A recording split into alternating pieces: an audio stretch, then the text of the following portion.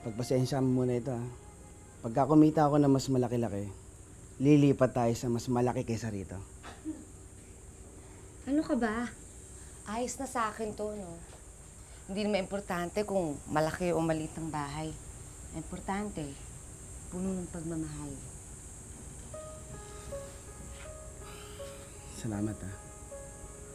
Kundi dahil sa tulong mo, malamang sa karsada pa rin ako nakatira hanggang ngayon.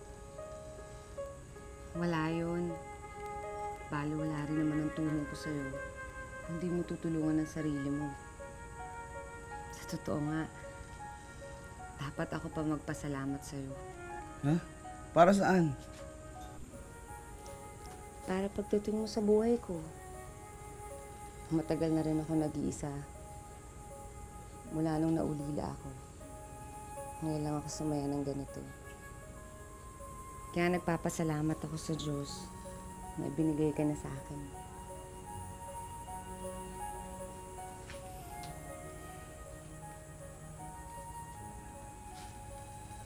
Oh, bakit?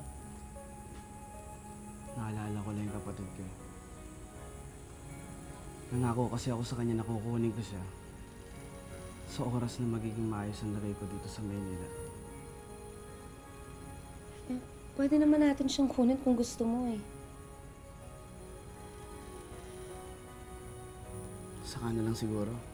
Pag sigurado na ako na hindi niya na mararanasan ang hirap na dinaranas natin ngayon dito.